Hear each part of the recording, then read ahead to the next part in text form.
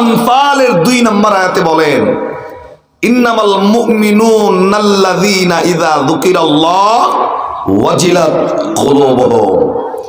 আল্লাহ ডাক বাদে কুশা পূর্ব পাড়ার মানুষ, তোমরা কি জানো মুমিন কারা? আল্লাহ জিগায় আপনারে, জানো নি মুমিন কারা? যদি জিজ্ঞাসা করেন আল্লাহ মুমিন কারা, আল্লাহ ডাক কয় ইযা যুকিরাল্লাহ, যাদের সামনে আমি আল্লাহর নাম নেওয়া হবে তাকায় দেখবা ওয়াজিলাত কুলুবুহুম, মুমিনের অন্তরে আমি আল্লাহর নাম শোনা মাত্রই ভয়ে অন্তরটা কেঁপে উঠবে মুমিনের। সুবহানাল্লাহ। আল্লাহ ডাক কয় মুমিনের অন্তরটা আমি আল্লাহর নাম শোনা মাত্রই ভয়ে কেঁপে উঠবে। আমি আপনাদের সামনে আল্লাহর নাম নিতেছি, আল্লাহ কয় মুমিনের অন্তর কাঁপব। আমি আপনাকে মিশাইয়া দেখি অন্তর কাঁপা তো দূরের কথা, ঠোঁড়ি নড়ে না কাইফা, জবানি নড়ে না, আর অন্তর নড়ব কহ। মায়া লাগায়া বলেন কালেমার সাথে দুশ্মনী না থাকলে বলেন কালেমা কার? আল্লাহ। যারা আল্লাহর নাম জবান দিয়া নেন না, আল্লাহ যদি আসমান থেকে ডাক ডাকায় বাদে কুশার মানুষ, আমি আল্লাহ জবান দিছি মাগার আমি আল্লাহর নাম জবানে নিতাছ না, যারা নিলা না আমি আল্লাহ তোমাদের উপর রাগ কইরা আজকে থেকে জবান বন্ধ করে দিলাম। আল্লাহ যদি জবান বন্ধ করে দেওয়ার সিদ্ধান্ত গ্রহণ করে, পৃথিবীর জমিনের কোন MBBS ডাক্তারের পাওয়ার আছে জবান ভালো করব? যারা কথা কন্যা ভাবতেছেন আল্লাহ জবান বন্ধ করবো, আজকে কালকে ইন্ডিয়া যাবো চিকিৎসা বালিয়া, আল্লাহ জবান বন্ধ করলে ইন্ডিয়ার ডাক্তারে পারবো? তবে আল্লাহ জবান বন্ধ করতে পারে, কিন্তু নির্বাচনের আগে সম্ভব না। হ্যাঁ, নির্বাচনের আগে পারবো নি? আল্লাহ জবান বন্ধ করতে 3 মাস লাগবো? কয়দিন লাগবো? 1 দিন, 1 ঘন্টা, 1 সেকেন্ড না। এই কথাটা যে 1 সেকেন্ডের উত্তর দিচ্ছেন আপনি জানেন না? আল্লাহ 1000 বছর আগে সূরা ইয়াসিনে বলেন ইন্নামা আমরুহু ইযা আরাদা শাইআন আইয়াকুলা লাহু কুন ফায়াকুন। আল্লাহ ডাক বান্দা, এই কুন ফায়াকুনের ব্যাখ্যায় মুফাসসিরিনে কেরাম বলেন বান্দা কাফ নুন পেশ কু বলছে। এই কুন লিখতে 2টা অক্ষর লাগে, কাফের উপর পেশ, নুনের উপর সাকিন, এই কুন। মুফাসসিরিনে কেরাম বলেন বান্দা কাফ পেশ কু কইছে, নুন এখনো ধরে নাই। এই কু থেকে নুন পর্যন্ত যতটুক সময় লাগে একজন বান্দার বলতে, আল্লাহ চাইলে এই এতটুক সময়ের আগে তাম পৃথিবীটাকে সেকেন্ডের আগে কু থেকে নুন পর্যন্ত ধরার আগে আল্লাহ তাম আসমান জমিনকে ধূলিসাৎ করে দেওয়ার পাওয়ার ক্ষমতা আল্লাহর আছে না নাই? যে আল্লাহ এত ক্ষমতার মালিক, সে আল্লাহ আবার জবান বন্ধ করলে আবার 2 মিনিট লাগেনি, সেকেন্ডের আগে জবান বন্ধ হইব। আল্লাহ যেন রাগ না করে, গোসা যেন না করে, আল্লাহর খায়া আল্লাহর পয়রা যেহেতু বেঁচে আছি, জবান যেহেতু আল্লাহ বায়ের চরিত্র ফুলের মতো পবিত্র কওয়ার আগে জবান দিয়ে আল্লাহর নাম আমরা নিয়ে নিব। আল্লাহর নামে অসুবিধা নাই তো? জোরে জোরে লা ইলাহা ইল্লাল্লাহ, জোরে লা ইলাহা ইল্লাল্লাহ, লা ইলাহা ইল্লাল্লাহ, জোরে লা ইলাহা ইল্লাল্লাহ। ওই বহু দূরে মাদিনা আমরা কেমনে যাব জানি না, পরেন বহু দূরে মাদিনা আমরা কেমনে যাব জানি না। দয়া করো দয়ার আল্লাহ, দয়া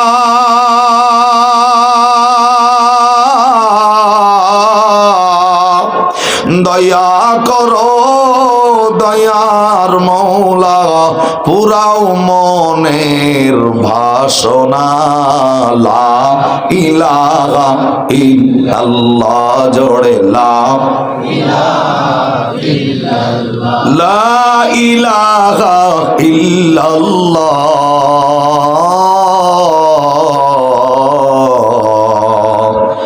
মুহাম্মাদুর রাসূলুল্লাহ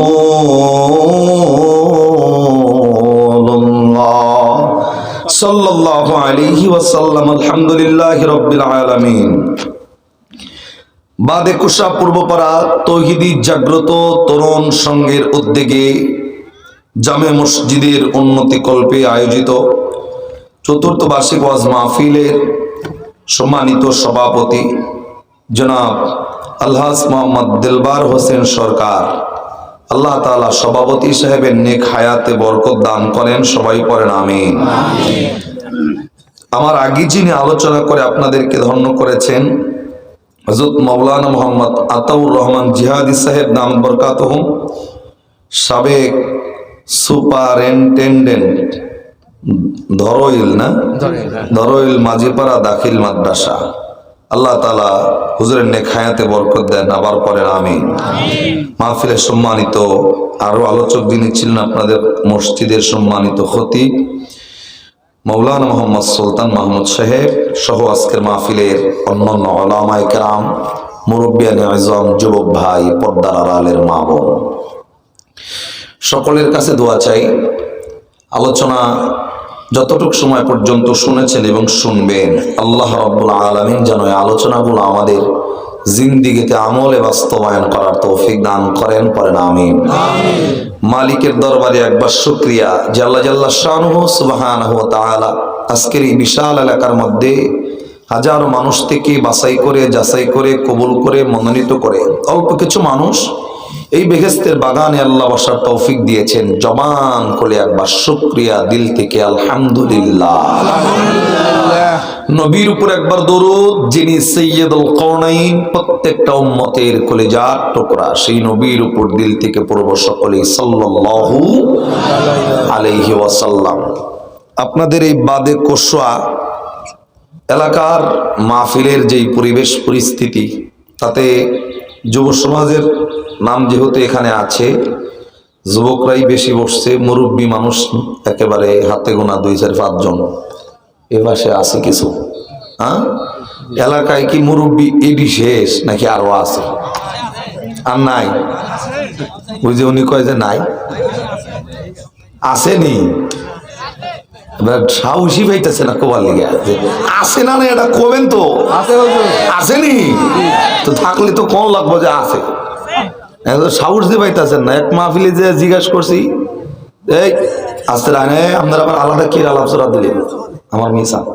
যেমন যুব সমাজের মাহফিল তো বাংলাদেশে বেশি হয়, আর ম্যাক্সিমাম মাহফিল যুব সমাজের উদ্যোগে গেলে আমারই বেশি করণ লাগে।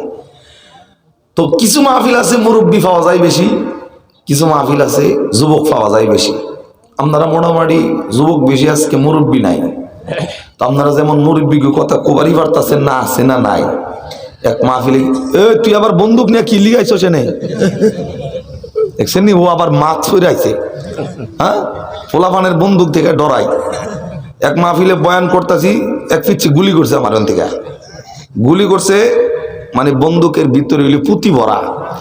এমনি করে অনেকক্ষণ ধরে এমনি এমনি করতেছে, আমি ভাবছি এমনি মনে করে, পরে ঠাস করে গুলি করছে আমারে, এনে লাগছে গুলি। আমি ওরা জিজ্ঞেস, তুই গুলি গুলি গা? কয় হুজুর বের হয়ে গেছে, বুঝি নাই। তো বেটা বের হয়ে গেছে বুঝি নাই, বন্দুক নিয়ে আইসো মাহফিলে হুজুর মারবার লিগা? তুই এখনই যদি ওরাতে বন্দুক থাকতে বড় হইলে তো সাবাড়ি নিয়ে ঘুরবো। বন্দুকটা দেখেন মরছে বড় পড়ায়। তুই কোন দুঃখ খেয়ে নিয়ে আইসিস বন্দুক নিয়ে? এটা কর আগে, তুই বয় আগে, বস হোম, তুই হেদায় তুই যা আজকের মাহফিলে বইয়া। তো মূল কথা, তো এই মাহফিলে যুব সমাজ বেশি থাকার কারণে আমি জিজ্ঞাসি যে ভাই আপনাদের এলাকায় মুরব্বী নাই? এক লোকে কয় হুজুর যা ছিল সব ময়রা ছাপ হইছে, মানে বাইসা নাই। এখন যদি ময়রা ছাপ হইয়া থাকে তাহলে তো আর কিছু করার নাই। পরে আমি বলছি যে ঠিক আছে, এলাকার সব মুরব্বী যদি ময়রা ছাপ হইয়া থাকে, আখিরি মোনাজাত জন দিমু, আল্লাহর কাছে একটা দোয়া করে যাবো। কয় হুজুর কি দোয়া?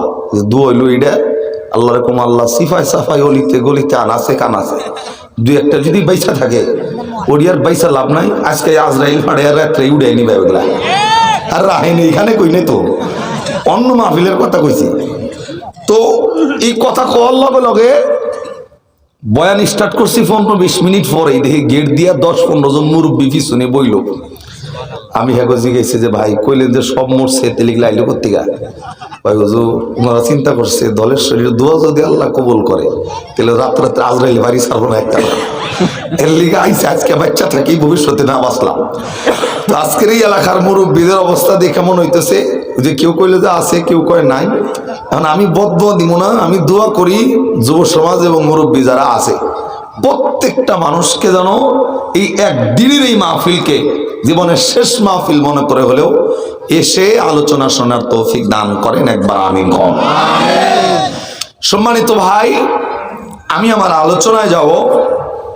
এখানে বসে পবিত্র কোরআনুল কারীমের 30টা পারা 114টা সূরা, কোরআনের অন্যতম একটা সূরা, যেই সূরার নাম সূরা ফুরকান। কোরআনের 19 নম্বর পারা 5 নম্বর পৃষ্ঠা 2 নম্বর লাইন, আয়াত নাম্বার 70। এই এক আয়াত আমি তেলাওয়াত করছি। সূরার নাম সূরা ফুরকান, কোরআনের 19 পারা 5 পৃষ্ঠা 2 নম্বর লাইন 70 নম্বর আয়াত। এই একটা আয়াত থেকে আমি আমার আলোচনাটা আপনাদের সামনে আস্তে আস্তে করে সামনে নিয়ে যাব। তো আমি আলোচনা লং টাইম করব না, আমি আলোচনা করব ততক্ষণ আপনাদের আলোচনা শোনার মতো রুচি থাকবে যতক্ষণ, ইনশাআল্লাহ। সম্মানিত ভাই, এই আয়াতের ভিতরে আল্লাহ এক শ্রেণীর অসুস্থ ব্যক্তিদেরকে ডাক দিয়েছেন। এই আয়াতে আল্লাহ এক শ্রেণীর রোগীদেরকে ডাক দিয়েছেন। এখন এই আয়াতে আল্লাহ যে সমস্ত রোগীদেরকে ডাকলেন, অসুস্থ ব্যক্তিদেরকে ডাকলেন, তবে যে সমস্ত রোগীদেরকে ডাক দিছেন, এখন আপনারা যদি বলেন হুজুর অসুস্থদের জন্য যে আয়াত নাজিল হইল সেই আয়াত আমাদের সামনে পড়লেন কেন? আমরা তো অসুস্থ না। যদি অসুস্থ হইতাম তাহলে তো বাড়িতে হয়ে থাকতাম, হাসপাতালের বিছানায় বয়ে থাকতাম, শুয়ে থাকতাম। সুস্থ মানুষ এসে মাহফিলে, কিন্তু অসুস্থদের আয়াত আমি আপনাদের সামনে পড়লাম কেন?